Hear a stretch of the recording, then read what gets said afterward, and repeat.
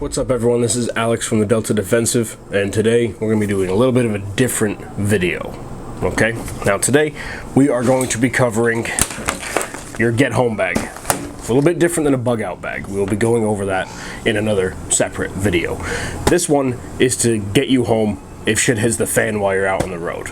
Okay, obviously if you're going for a longer road trip, you're going to pack this a little bit differently. Personally, what I do is if I'm going for a longer road trip, say I'm driving a few hundred miles to go see family or friends or whatever it might be, I'm taking my whole bug out bag with me. This is mainly if I'm just around town, so if shit hits the fan, I can get home and I can get to my bug out bag and I can go from there. This is a 24-hour pack, and what we're going to be going over is just what you need for the bare minimum. Absolute bare minimum, okay? I did have a life tent that was in this.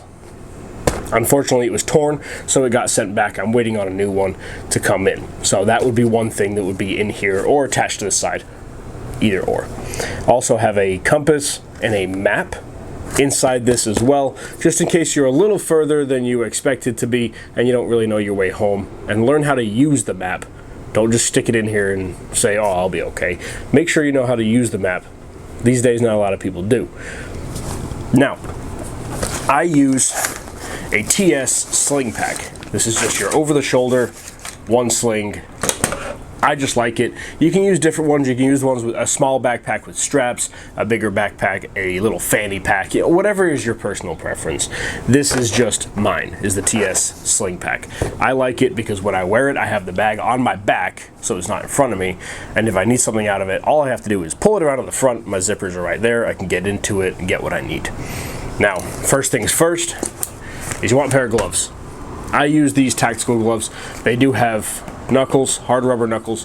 They are cut resistant in the palms, and they have some rubber guards along the fingers as well, just to protect you in case you're going through low brush, sharp brush, glass, whatever it may be. Next thing is your knife. Some people will say, oh, you should have a machete or you should have something much bigger than this. Obviously, it's not a very big knife, right? This is a Kodo blade. This is one of the sharpest blades on the market right now that you can buy in the civilian world, okay? The reason I use this is mainly because of the fact that it is compact. It sits right here on my strap. It has a nice secure click, as you just heard, and I can have it either way. You can have it go in this way. You can have it the other way. Either way, it's going to stick, all right? Now, the reason I use this one is because it is a fixed blade. Yes, switch blades, flip blades, closed blades, whatever, pocket knives, whatever you want to call them. Those ones are obviously useful for some people. I usually always have one on me regardless in my pocket, so I don't need two of them.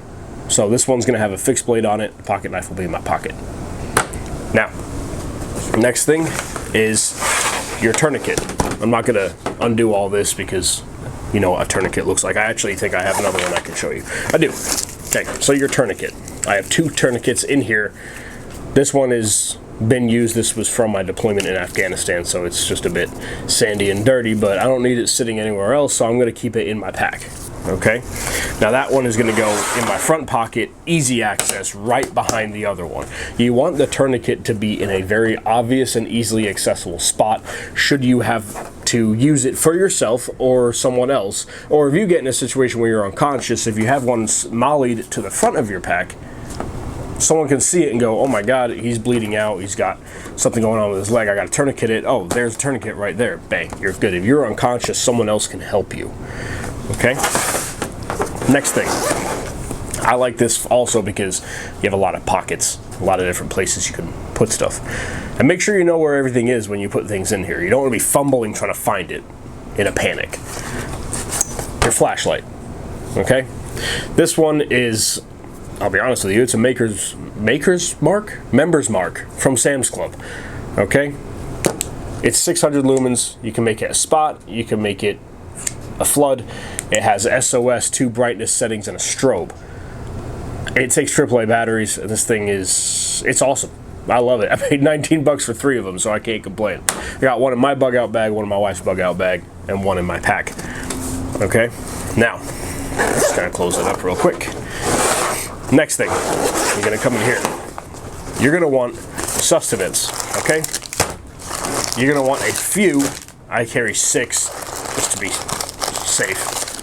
Cliff bars, okay? Energy bars, protein bars, sustainment bars, whatever you want to, meal replacement bars, anything like that. I use the white chocolate macadamia nut Cliff bars. They're just my personal favorite, and these things will fill me up for hours. I got 6 of them, okay? I'll pull those back so they can be in the video. I got 6 of them in my pack. You can get different flavors if you want. This one's just my favorite, so I figured it's the safest bet. You're going to want something with a bit of a longer expiration. This expires in September of 2024, okay? I know it's not the healthiest thing if it's lasting that long, but I don't want to have to be constantly replacing what's in my go bag, get home bag. All right, next. You need a way to start a fire. Okay, this is an aviation survival kit, or this is a fire starter from an aviation survival kit. You've got, come on now, pre-soaked wicks. I have lighter fluid on them already. Comes in a little pack, and if I can get this out here, you have your strike. Okay, that's all you really need. You can get kindling and all that from trees, brushes, things like that. Okay. Next thing, emergency blanket. Okay, this is a heat retention blanket. This one in particular retains 80% and reflects 80% of body heat. It'll help you with hypothermia. Obviously, this is going to be in your vehicle. This stays in my vehicle at all times, so that way I can have it with me. I don't have to worry about, oh God, do I have my bag with me today? I don't have to remember if I bring it out of the house or anything like that. You're going to be dressed weather appropriate, obviously. If it's raining, you're probably going to have an umbrella or a wet weather jacket. If it's cold, you're going to have on a warmer set of clothes. You're going to have more layers. If it's in the summer or the spring, you're going to be in a t-shirt and shorts, or a t-shirt and jeans, you know, whatever you wear. This is in case you end up getting soaking wet because you have unexpected rain. You don't want to freeze to death overnight because obviously temperature drops depending on where in the country or where in the world you are. So I just have this heat retention blanket in here just to be safe. Now, the final thing you're going to want in here is a method of self-defense. I have my Glock 19 Gen 4 in here, along with 3 magazines. I'm going to go right in here. These come out. This bag in particular has little elastic straps for pistol magazines, so I can fit my 1 magazine in my gun, 2 more in the pack, and I am golden.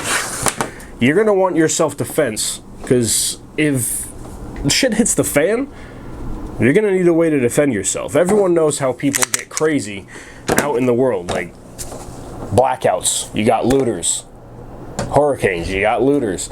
You can't help it. People just go crazy when shit hits the fan. And whether it's an environmental disaster, hopefully not an invasion, an EMP, whatever it might be, people are going to go crazy, and they're going to start doing crazy things because they're going to defend themselves and their families, and they're going to want to stock up. You also just have the assholes out there that just want to be assholes. So you need your self-defense at all times. This stays in my pack, so I have it with me. If I don't have my gun on me, because with what I do for work, I'm not allowed to carry a personal firearm, so I keep one in my vehicle, in my go bag, which is hidden in my vehicle. You can't see it unless you know exactly where to look for it, okay? Your self-defense, you're gonna need so you can get home. People are gonna try and rob. It's just what people do, unfortunately. It's just how things work this day and age. Hopefully it doesn't come to it. Hopefully you can get home and get to your bug out bag and get to your family without ever having to pull this out of your pack. But should the need arise, you've got one ready to go. There's an old saying that I'm sure a lot of gun owners know. I would much rather have one and never have to use it than need one and not have one. That is my mentality when it comes to firearms, at least. That's why I go everywhere with a pistol either on my hip, in my appendix, or in my pack. I'd rather have it and never have to use it than need it and not have it. But that is your 24-hour absolute bare essentials for your 24-hour bag, get home bag, GHB, whatever you want to call it. Okay? Obviously, like I said, you're going to need a map and a compass. Learn how to use the map. Don't just think it's easy, because some people struggle with that sort of thing. And that's okay. Teach yourself how to read the map before you just stick it in there and wait for a rainy day. Okay? Self-defense, energy bars, heat retention blanket, a way to start a fire, gloves. They don't have to be these tactical gloves that I have. I just like them. They've went to Afghanistan with me, and I swear by these things. Your tourniquet, I got 2 of them, a light source, and a knife. A knife could be good for cutting paracord, shelter, cutting little twigs and branches, or breaking twigs and branches, so that, or even digging little holes to make a tiny little fire pit. Okay? If you guys have any questions, you have any suggestions of what you think I should be putting in my GHB, keep in mind the get home bag is for me to get from where I am to my house, which is where my survival bag is, my bug out bag, BOB. This is just to get me to my survival kit. This is not a survival kit. A lot of people get that confused, so I just want to clear that up. Alright, this is Alex with the Delta Defensive. Thanks for stopping by for today's video. Make sure to hit that subscribe button. Hit that little bell so you get notifications when we post videos on Tuesdays and Thursdays. If you have suggestions for things that you want to see on this channel, please go ahead and leave a comment or send us a direct message on Instagram, which is @TheDeltaDefensive. And I'll see you guys next week.